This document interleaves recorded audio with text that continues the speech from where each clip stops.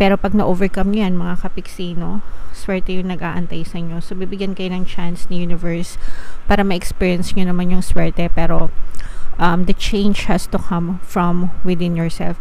Parang sinasabi dito, guys, na kailangan magkaroon ng pagbabago, especially when it comes to your mindset. Kasi sa physical reality mo, nakikita natin yung pagiging masipag mo no? So, masipag ka na by nature.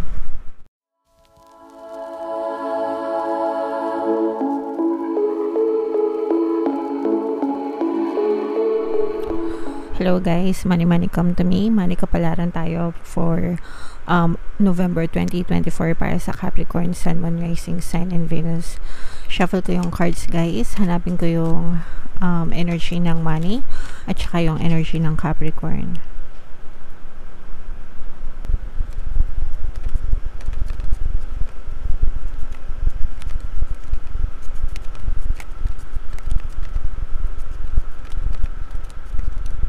So, ito yung energy ng money, mga kapiksi, nasa ilalim siya ng deck. Tapos hanapin natin yung energy ng Capricorn. Ito, guys. Capricorn kayo ay represent ng Queen of Pens sa ating spread. Combination ito ng positive and negative energy. General reading lang. Pwede mag-resonate, pwedeng hindi. So, for some of you guys, nakikita natin na maaaring nagkakaroon kayo ng mga financial struggles right now. Ibig sabihin, parang nagkakaroon kayo ng mga problema sa kahirapan, mga kapiksi. Ayan, no? Medyo, for some of you guys, parang feeling ko medyo nadidrain yung inyong finances, or let's say, for example, may savings kayo, tapos pati yung savings nyo, nagagalaw nyo, mga kapiksi. And for some of you, parang tapos yung iba sa inyo parang hindi lang sa nagagalaw yung savings, pero parang wala ring, yung iba parang wala ring naiipon or walang savings, ganyan. And yung iba sa inyo parang feeling nyo you're trapped in this situation na parang paulit-ulit na lang sa sahod, gagastos, tapos parang nag-aantay na lang ulit ng susunod na sahod, ganyan. For some of you parang medyo kinakapos pa in such a way na kailangan pang mangutang, ganyan. So, yung iba sa inyo parang feeling ko kinakapos kayo sa sahod, tapos parang para matugunan or masagutan yung kakapusan, parang nangungutang kayo, tapos pagdating ng sahod, parang yung sahod nyo binabayad nyo lang din sa utang, tapos uutang ulit kasi wala pang sahod, parang ganun. So parang you're trapped in that cycle. Yung iba na parang paulit-ulit na nangyayari na ganun na lang, kinsenas katapusan, tapos parang may mga petsa di peligro, ganyan. Alam nyo na, pag sinabing petsa di peligro, parang nag-aantay na ng susunod na sahod, tapos parang tipid na tipid, higpit na higpit yung inyong sinturon. And for some of you guys, yun nga yung parang paulit-ulit na nangyayari sa inyo yung ganyang sitwasyon. And yung iba sa inyo parang you're striving to learn kung paano masusolusyonan yung mga problema nyo. Yung iba sa inyo talagang you're actively seeking for additional income, naghahanap kayo ng ibang sources of income. Yung iba sa inyo parang yung iba parang feeling ko naghahanap kayo ng ibang trabaho na mas malaki yung sweldo. Tapos yung iba parang naghahanap kayo ng mga side hustles or racket na pwede nyo pang gawin on top of your daily job or yung regular job para matugunan yung inyong kakapusan sa finances, mga kapiksi. Pero maaaring magbago yung takbo ng inyong kabuhayan, mga kapiksi, kapag kayo ay nakaalis na dito sa inyong may mga limiting beliefs kasi kayo, guys, no? And yun yung may mga blocks kayo, especially itong limiting beliefs na to. Ibig sabihin yung limiting beliefs, yung limited lang yung belief mo, you're not accepting new beliefs in terms of abundance, ganyan. Kaya paulit-ulit na kahirapan din yung na-experience mo sa buhay. So it's one of your major block, mga kapiksi, and kailangan mo siyang i-overcome. Pero pag na-overcome nyo yan, mga kapiksi, no, swerte yung nag-aantay sa inyo. So bibigyan kayo ng chance ni universe para ma-experience nyo naman yung swerte. Pero the change has to come from within yourself. Parang sinasabi dito, guys, na kailangan magkaroon ng pagbabago, especially when it comes to your mindset. Kasi sa physical reality mo, nakikita natin yung pagiging masipag mo no? So masipag ka na by nature. And ang reason kung bakit, kasi kung mapapansin nyo guys, may mga kapiksi tayo na nagko-comment na kahit anong sipag nila, kahit anong sikap nila, kahit anong tiyaga nila, mahirap pa rin yung buhay nila kahit na masipag sila and nagdadasal sila, ganyan. And ang problema na doon, ang blocks nyo na somewhere is sa inyong mindset mga kapiksi. So you have to overcome this. This is all in the mind mga kapiksi. So kapag ka nagbago yung inyong mindset guys, sabi ko naman sa inyo, yun yung susi sa successful na buhay. Prayers plus action plus positive mindset mga kapiksi. Yung tatlong yan, okay? Sabayan nyo pa ng gratitude. Pag sinabayan nyo ng gratitude, perfect combo na yan guys, no? So i-comment nyo yan para matandaan nyo. Prayers plus action plus positive mindset. Kapag ginawa nyo yung mga pagbabago na yan guys, may experience nyo itong swerte na to. Kasi swerte to no? Swerte to dahil masipag kayong magtrabaho, maraming opportunities yung maaaring dumating sa'yo. Ayan, no? Si universe na yung may dala-dala ng opportunities. Parang siya na yung nagdadala ng opportunities papunta sa'yo. Pero masyado kayong locked sa inyong mga limiting beliefs mga kapiksi. So you have to start changing your mindset now. Pwede nyong simulan dun sa statement na simula ngayon, no?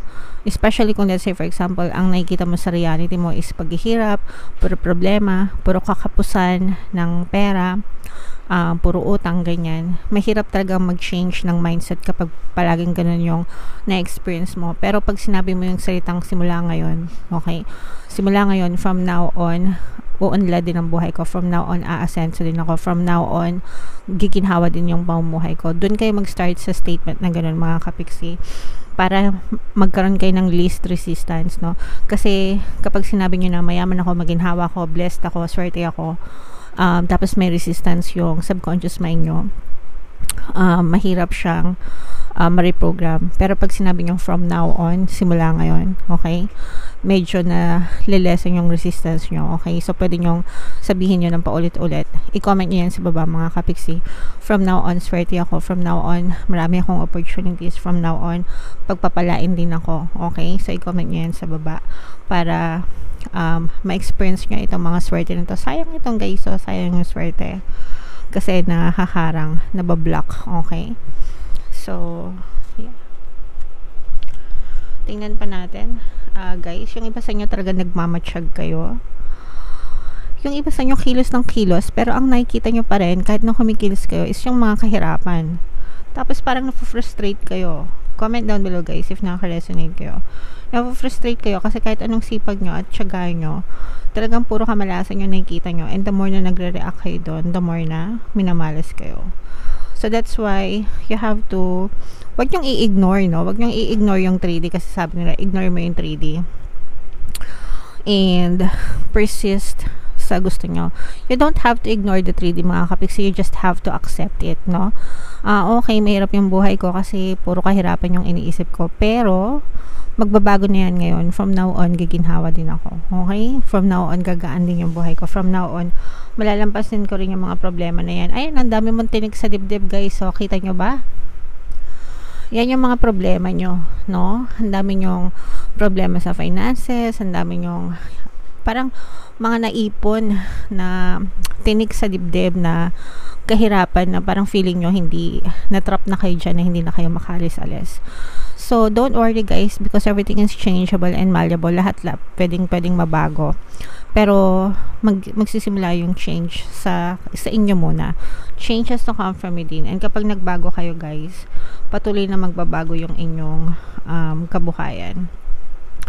For some of you, no, nakikita natin na hindi naman kayo nag-iisa. Meron kayong special someone na talagang willing to help and assist you. And maaaring meron din siyang mga sinasuggest na mga new ways, new opportunities na pwede nyong itry. So, wag kayong masyadong maging close-minded. maging open-minded kayo and pakinggan nyo yung mga suggestion combination ng suggestion tsaka suggestion yung mga suggestions nila mga kapiksi. Alright? Okay, so yeah, i-mind nyo na tong mga ano to guys, swerte na to kasi swerte ito ayan o, Wheel of Fortune, diba? Fortune equals luck. So, may mga swerte kayo pero nabablock siya, naharang siya because of your limiting beliefs, negative mindset mga kapiksi. So, sayang naman kung hindi pumapasok yung swerte sa inyo kasi dahil lang sa inyong pagiging nega. Alright? So, comment down below guys if feeling nyo naka-resonate kayo dyan. Shuffle natin to guys. Tingnan natin yung mga manifesting techniques sa inyo, no? Habang sinashuffle ko to, panoorin nyo muna tong video natin regarding sa ating paano mag-manifest ng abundance video course. Kapiksi, sawa ka na ba sa mga struggles at hirap sa buhay mo? Masipag ka ba at masikap sa buhay ngunit hindi ka pa rin umaasenso? Ilang beses ka na bang nag-attempt magnegosyo at mag-invest pero palagi ka pa rin nalulugi? Sa pagkakataon na ito ay maaaring may subconscious beliefs ka na nagiging balakid sa iyong pag-unlad at pagyaman. Introducing, paano mag-manifest ng abundance video course. Dito ay matututunan mong ma-overcome ang mga balakid mo para tuluyan ka ng umunlad, umasenso, sumagana, maging matagumpay, successful at maswerte sa iyong kabuhayan, pera, trabaho, negosyo, salapi at kaperahan ng bonggang-bongga. Dali, mag-send na ng email sa pinoypixitaro@gmail.com at simulan na ang iyong pagyaman ngayon. Alright, so mag-avail ka na ng course kapiksi, sobrang ganda talaga niyan, no? And good news kasi may sale tayo, ongoing sale until October 31.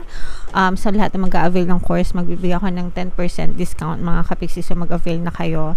And meron din tayong email coaching, manifest your desires using the law of attraction. If meron kayong mga specific na gusto nyong i-manifest, pwedeng love and relationship, pwedeng money or career, pwede kayo magpabook ng email coaching session with me. Mag-send lang kayo ng email sa pinipixitaro@gmail.com. So, ito yung money manifesting technique para sa inyo guys. Ang nakuha natin for you is desire. So, basahin natin.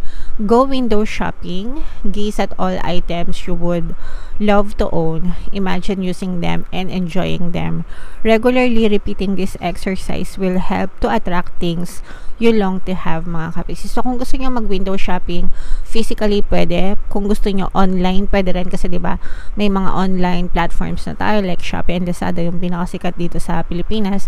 So, ang ginagawa natin is nag-add to cart tayo pero hindi natin check out.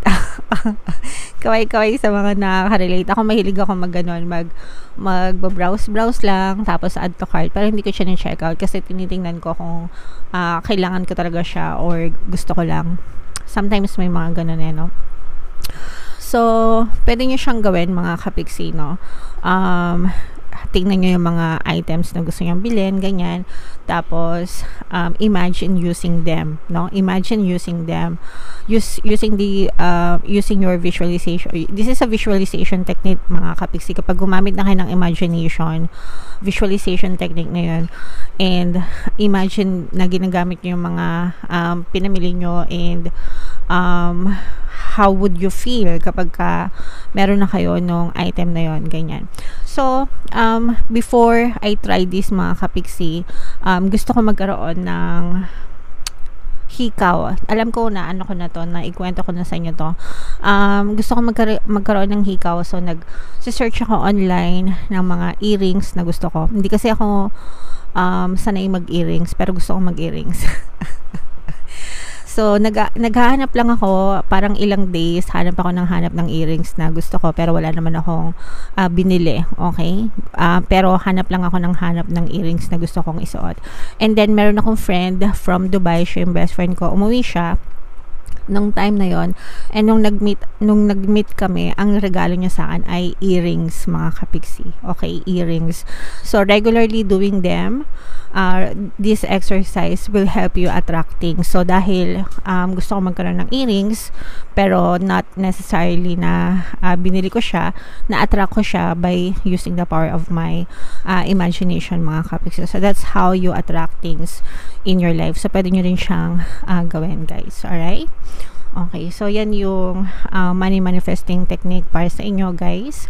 Comment down below if naka-resonate kayo dyan sa ating reading, mga kapiksi. Ito yung ating 2024 kapalaran. Kung di nyo pa napapanood guys, panoorin nyo na. Super nice, super ganda. And ito naman yung ating success stories ng paano mag-manifest ng abundance video course. Thank you for liking, sharing, and subscribing mga kapiksi, and see you again next time. I love you all guys. Have a nice day. Bye-bye.